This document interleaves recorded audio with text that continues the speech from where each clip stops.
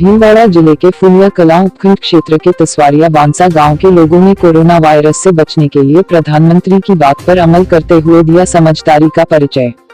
जनता curfew का तसवारिया बांसा गांव के सभी ग्राम वासियों ने समर्थन करते हुए अपने प्रतिष्ठान बंद रखे व सायं 5 बजे सभी ग्राम वासियों ने एक साथ मिलकर 5 मिनट तक लगातार थाली, घंटी, शंख व थाली बजाकर सभी ने समर्थन किया। साथ ही पूरे दिन भर अपने अपने घरों में रहे। भीलवाड़ा जिले के तसवारिया से ब्रिजेश दधीच की रिपोर्ट।